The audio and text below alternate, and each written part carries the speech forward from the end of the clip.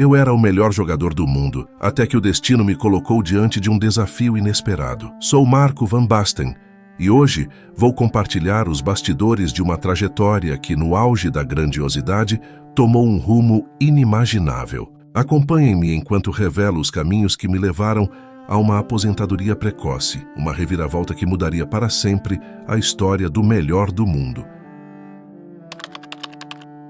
Minha jornada no futebol teve início nas ruas de Utrecht, a cidade que moldaria meu destino. Nasci em 31 de outubro de 1964 e, desde cedo, a paixão pelo esporte pulsava em minhas veias. Utrecht, com suas ruas vibrantes e campos improvisados, tornou-se meu playground inicial. Crescer ali era viver e respirar futebol. Sob o céu holandês, eu, muitas vezes descalço, driblava obstáculos imaginários, sonhando em um dia reproduzir esses lances em um estádio lotado. A bola era minha parceira nas tardes intermináveis de brincadeiras apaixonadas. A simplicidade dos campos locais moldou meu estilo. Isso se tornou alicerces da minha jornada. Utrecht, com suas ruas cheias de histórias, foi onde meu amor pelo futebol floresceu. Com o passar dos anos, a minha entrada para os clubes locais marcou uma nova fase. Treinos se tornaram oportunidades de evolução. As tardes ensolaradas eram como laboratórios onde minha habilidade se refinava. Então, um gigante europeu me viu, o Ajax. A mudança da minha cidade natal para a Academia de Talentos foi um salto de fé. Aqui, em cada campo, encontrava desafios maiores e uma grande disputa para impressionar a direção técnica do clube. Mas, além disso, também vi a chance de me tornar mais do que um jogador. Das ruas à academia profissional, minha jornada começava a tomar forma. Utrecht foi o ponto de partida, mas o Ajax se tornaria o lugar onde meu destino seria forjado e se tornava uma etapa crucial na construção do meu legado no futebol. O ano era 1981 e minha estreia pelo Ajax foi como um mergulho em águas desconhecidas. Com apenas 17 anos, eu me via diante do desafio de me destacar em uma equipe que já era conhecida por cultivar jovens talentos. Foi um início promissor, repleto de promessas e expectativas. Naquela temporada, minha taxa de gols rapidamente se tornou um tópico de conversa nos jornais do país.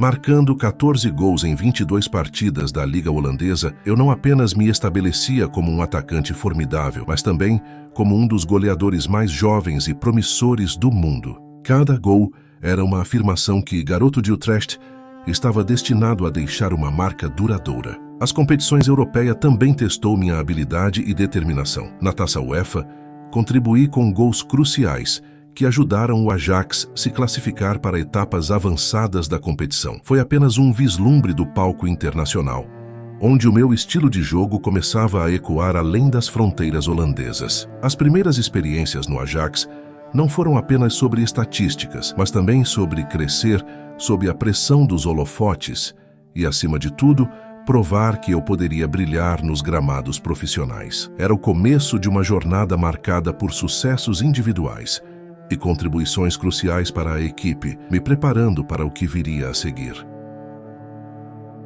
Nos anos de glória no Ajax, ergui troféus que ficou na memória dos meus fãs. Ergui 3 vezes a taça da Liga Holandesa, provando que o Ajax era mais do que um clube, era uma força dominante na época. Além disso, conquistei a Copa da Holanda em 2 ocasiões, mas não parou por aí. Venci também a Supercopa dos Países Baixos em 1983 e 1985. Cada título não era apenas uma conquista, era o resultado do suor, dedicação e paixão que eu dedicava a cada partida. Enquanto colecionava troféus coletivos, venci a minha primeira conquista individual, a Chuteira de Ouro. Em 1985, fui consagrado como o principal goleador dos campeonatos europeus. Esses feitos não passaram despercebidos. Títulos e prêmios chamaram a atenção de outro gigante europeu, o Milan. Assim, meu fim no Ajax foi mais do que um capítulo vitorioso. Foi uma sinfonia de conquistas que ressoa até hoje, alimentando a paixão que sempre compartilhei com meus fãs ao redor do mundo.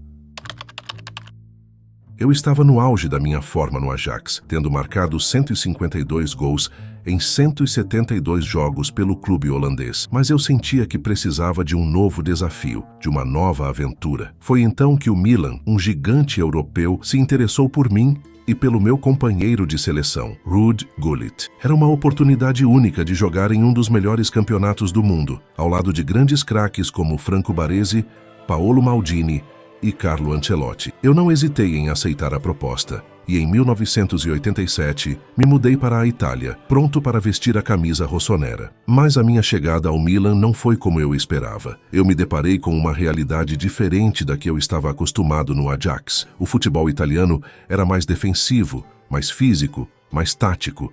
Eu tinha que me adaptar a um novo estilo de jogo, a um novo idioma, a uma nova cultura. Não foi fácil. Eu me sentia como um estranho. Para piorar, eu sofri com uma lesão no tornozelo que me atormentou durante toda a temporada. Eu sentia dores constantes, que me impediam de treinar e jogar com regularidade. Eu só consegui disputar 11 partidas na minha primeira temporada, marcando 3 gols. Foi uma frustração para mim, que estava acostumado a ser o protagonista no Ajax. Eu me sentia impotente, inútil e frustrado. Eu via o meu time brilhar sem mim.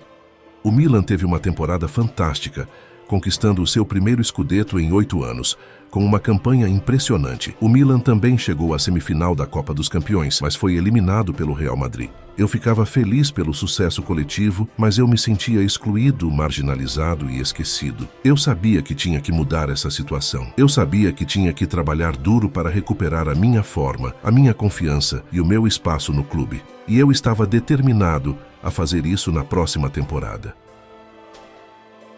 A temporada 1988-1989 foi um divisor de águas na minha carreira. Depois de um ano difícil, eu estava determinado a recuperar o meu espaço no Milan e a mostrar o meu valor. Eu trabalhei duro nos treinos, fortaleci o meu tornozelo e esperei a minha chance de voltar a brilhar. E ela veio logo na maior competição da Europa de seleções, a Eurocopa. Na primeira rodada do campeonato italiano contra o Como, eu entrei no segundo tempo e marquei 2 gols na vitória por 4-0. Foi um alívio, uma alegria e uma redenção. Eu finalmente estava de volta. A partir daí, eu não saí mais do time titular. Eu formei uma dupla de ataque temível com Ruud Gullit, meu companheiro de seleção. Juntos, nós marcamos 35 gols na Liga, levando o Milan ao vice-campeonato, atrás apenas do Inter de Milão. Mas o nosso maior objetivo era a Liga dos Campeões, a competição mais prestigiada da Europa. Eu queria conquistar aquele troféu que o Milan não levantava desde 1969. Eu queria fazer história. Na fase de grupos, nós enfrentamos o Real Madrid, o Estrela Vermelha e o Rosenborg. Nós vencemos todos os jogos, com destaque para a goleada por 5-0 sobre o Real Madrid no Santiago Bernabéu, onde eu marquei 2 gols. Nós avançamos para as semifinais com a melhor campanha da competição. Nas semifinais, nós pegamos o Real Madrid novamente, desta vez em um confronto de ida e volta. Nós vencemos o primeiro jogo em Milão por 2-0 e empatamos o segundo jogo em Madrid por 1-1. A final foi contra o Steaua Bucareste, da Romênia, no icônico Camp Nou, em Barcelona. Era o jogo mais importante da minha vida. Eu estava ansioso, nervoso, mas também confiante. Eu sabia que nós tínhamos um grande time e que nós podíamos vencer. E nós vencemos, e de forma espetacular. Nós dominamos o jogo do início ao fim e goleamos o Steaua por 4-0. Eu marquei o primeiro e o terceiro gol, um de cabeça e outro de voleio, e fui eleito o melhor jogador da partida. Gullit e Frank Rijkaard também marcaram, completando a festa holandesa no Milan. Nós erguemos a taça da Liga dos Campeões e eu senti uma emoção indescritível. Eu tinha realizado o meu sonho. O menino de Utrecht era campeão da Europa. Foi um momento mágico que eu nunca vou esquecer. Eu tinha superado a lesão, a adaptação, a pressão que havia sobre mim e tinha chegado ao topo da Europa. Eu tinha provado para mim mesmo, para o meu clube, para o meu país e mundo, que eu era um dos melhores jogadores da história. Mas não parou por aí. No final do ano, eu recebi a maior honra individual que um jogador poderia ter. Fui eleito o melhor jogador do mundo e conquistei a minha primeira bola de ouro. Foi o reconhecimento do meu trabalho, do meu esforço. Foi a coroação de uma temporada incrível que marcou a minha volta por cima. A temporada 89-90 foi a confirmação do meu status de melhor jogador do mundo. Depois de ter conquistado a bola de ouro em 1989, eu queria manter o alto nível e continuar a fazer história no Milan. Eu me sentia confiante, motivado e feliz. Eu tinha o apoio do técnico Arrigo Sacchi, que me dava liberdade e confiança para jogar de forma mais natural. Isso foi graças aos grandes jogadores que eu tinha jogando ao meu lado. No campeonato italiano, nós fizemos uma boa campanha, mas novamente batemos na trave e ficamos em segundo lugar, atrás do Napoli de Maradona, que foi o nosso grande rival naquela época. Nós perdemos o título por apenas 2 pontos, mas não nos abatemos. Nós sabíamos novamente que o nosso grande objetivo era vencer a Liga dos Campeões, a competição que nós tínhamos dominado na temporada anterior. E nós dominamos novamente. Na fase de grupos, nós enfrentamos os mesmos adversários da temporada anterior. Nós vencemos todos os jogos, com destaque para a goleada por 5-0 sobre o Real Madrid no San Siro, onde eu marquei um gol. Nós avançamos para as semifinais com a melhor campanha da competição novamente. Era quase como um déjà vu. Nas semifinais, nós pegamos o poderoso Bayern. Nós vencemos o primeiro jogo em Munique por 1-0, com um gol de Carlo Ancelotti. No segundo jogo, em Milão, nós seguramos o jogo até o fim e empatamos por 0-0 e nos classificamos para a final com um placar agregado de 1-0. A final foi contra o Benfica, de Portugal, no Praterstadion, em Viena. Era o mesmo estádio onde eu tinha feito a minha estreia pelo Milan, 3 anos antes. Era uma boa lembrança, mas também uma oportunidade de reafirmar a nossa supremacia na Europa. Nós vencemos o Benfica por 1-0, com um gol de Rijkaard, aos 22 minutos do segundo tempo. Foi um jogo equilibrado, mas nós fomos mais eficientes e inteligentes. Nós controlamos o jogo e não demos chances ao Benfica. Nós erguemos a taça da Champions de novo, e eu senti aquela grande emoção novamente. Eu tinha realizado o meu sonho de novo, 2 vezes. Foi um momento mágico, que eu nunca vou esquecer. Eu tinha conquistado o bicampeonato europeu, um feito raro. Mais tarde, eu era o melhor jogador do mundo pela 2ª vez consecutiva. Eu tinha feito história novamente, com a bela campanha e temporada dos últimos anos. Algo me deu mais ânimo ainda, de querer continuar jogando no mesmo alto nível de sempre. A convocação para a Copa do Mundo de 1990...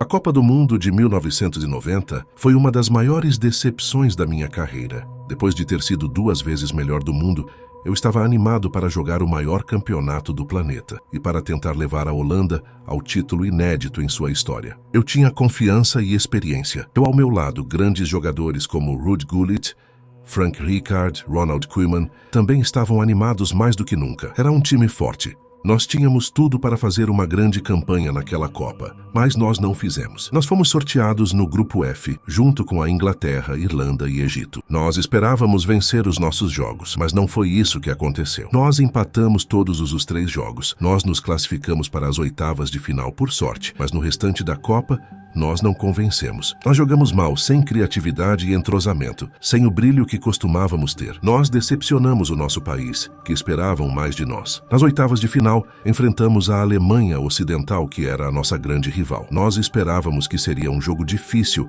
mas nós também sabíamos que tínhamos condições de vencer. Nós queríamos nos provar e mostrar que éramos melhores do que eles. Mas tudo acabou ali. Nós perdemos o jogo por 2-1. Foi um jogo tenso, marcado por faltas, provocações e expulsões. Nós fomos eliminados da Copa do Mundo na primeira fase do mata-mata, e eu senti uma frustração enorme. Eu tinha perdido a chance de conquistar o título mundial, que é o meu maior sonho de todo jogador de futebol. Foi um momento triste, que eu nunca vou esquecer. Eu tinha sido 2 vezes melhor do mundo, mas eu não tinha conseguido levar a Holanda ao topo do mundo. Eu tinha falhado na Copa, e eu sabia que isso era um fracasso na minha carreira. O ano de 1991 foi marcado por outra lesão no tornozelo, que me afastou dos gramados por quase toda a temporada. Eu só joguei 11 partidas pelo Milan. Foi um período difícil, de muita dor e frustração. Eu tive que passar por uma cirurgia que não resolveu o problema. Eu sabia que o meu tornozelo nunca mais seria o mesmo e que a minha carreira estava em risco, mas eu não desisti. Eu me dediquei à recuperação com muita fisioterapia e exercícios. Eu queria voltar a jogar, a fazer o que eu mais amava. Eu queria provar que eu poderia ser o melhor do mundo. O ano de 1992 foi o ano da minha redenção, mesmo com o tornozelo não 100%. Eu voltei a jogar em alto nível. Eu fui o artilheiro do campeonato italiano, com 25 gols em 31 jogos. Eu ajudei o Milan a conquistar o seu 13º Scudetto, com uma campanha totalmente invicta. Nessa mesmo ano, eu também fui o artilheiro da Liga dos Campeões da Europa, com incríveis 13 gols em 11 jogos. Eu ajudei o Milan a chegar à final da competição, contra o Barcelona. Mas infelizmente eu fiquei de fora do jogo da final, por causa de uma suspensão. O Milan jogou bem, mas no fim perdeu por 1-0 para o clube espanhol. Mas eu fiquei orgulhoso do meu time e muito feliz pela minha temporada, mesmo não estando 100% da minha capacidade. Pela seleção holandesa, eu fui convocado para a Eurocopa de 1992, na Suécia. Croácia. Éramos os atuais campeões e um grande favorito ao título novamente. Eu marquei 4 gols em 5 jogos, sendo 2 deles na semifinal contra a Dinamarca, que terminou em 2-2. Na disputa de pênaltis, eu converti a minha cobrança, mas a Holanda acabou perdendo por 5-4 nas penalidades. Foi uma decepção. A Dinamarca mais tarde viria a se tornar a campeã e se tornando a atual campeã, desbancando a seleção holandesa. Ao toda essa temporada, eu marquei impressionantes 38 gols em 42 jogos. Com o Milan, fui campeão do campeonato italiano nesse ano, chegamos à final da Liga dos Campeões e com a seleção chegamos às semifinais da Europa. Mesmo ganhando apenas um título, foi uma temporada incrível. Que no final do ano eu novamente fui coroado como o melhor jogador do mundo e levantei pela terceira vez na minha carreira a cobiçada Bola de Ouro, o prêmio que todos sonham. Foi um feito iniciado até então, que poucos jogadores conseguiram fazer na minha época. Eu me senti orgulhoso por ter suportado e superado a dor que me assombrava naquele ano difícil, e também por ter voltado a ser destaque na Europa. Eu tinha vencido a Bola de Ouro pela terceira vez, e eu sabia que isso seria um marco na história do futebol até os dias de hoje. O ano de 1993 foi o ano da minha trágica lesão no tornozelo, que me tirou dos gramados por quase 2 anos e que mais tarde viria a encerrar a minha carreira sendo o atual melhor do mundo. Foi um ano avassalador, de muita dor e sofrimento. Eu tinha começado a temporada bem, marcando 13 gols em 11 jogos pelo Milan e ajudando o clube a chegar à final da Liga dos Campeões. Eu também tinha marcado 2 gols pela seleção holandesa nas eliminatórias para a Copa do Mundo de 1994, o campeonato que eu estava disposto a dar meu sangue para vencer. Eu estava em ótima forma e confiante para a conquista lá. Mas tudo mudou em maio de 1993, quando eu sofri uma lesão no tornozelo direito, durante o grande jogo contra o Olympique de Marseille, na final da Liga dos Campeões. Eu senti uma forte dor, quase não conseguia pisar no chão. Infelizmente, tive que ser substituído logo no primeiro tempo. O Milan estava abalado e perdeu o jogo por 1-0. Era nossa chance de voltar a vencer a Liga dos Campeões, mas tudo mudou tão rápido. Eu fui submetido a uma cirurgia no tornozelo, mas ela não resolveu o problema. Eu tive que ficar afastado dos gramados por quase 2 anos. Tentei ao máximo me recuperar, com muita fisioterapia e exercício. Eu estava sofrendo muito, fisicamente e mentalmente. Eu vi o meu clube e a minha seleção jogarem sem mim, e eu me senti inútil e angustiado. Eu tentei voltar a jogar, mas eu não consegui. O meu tornozelo nunca mais foi o mesmo. Ele não respondia como antes. Eu tive que aceitar a dura realidade. Eu não tinha mais condições de jogar em alto nível. Foi então que, em agosto de 1995, eu decidi encerrar a minha carreira no futebol aos 30 anos de idade. Foi um momento triste que eu nunca vou esquecer. Eu tinha sido 3 vezes melhor do mundo, marcado 306 gols em 438 jogos, 2 vezes campeão da Liga dos Campeões, 3 vezes campeão do campeonato holandês, 1 vez da Copa da Holanda, 3 vezes o campeonato italiano, 2 vezes a Copa da Itália, 2 Supercopa da UEFA, 2 vezes o Mundial Intercontinental de Clubes. Eu tinha encerrado a minha carreira sendo o atual melhor jogador do mundo, aos 28 anos, numa final de Liga dos Campeões. Foi um fim prematuro que eu não merecia. Eu fui um dos maiores jogadores da história, mas eu não pude jogar até o fim. Um gênio do futebol, vítima de uma lesão cruel. Eu sou Marco van Basten, e essa foi minha história, meu legado e meu trágico fim.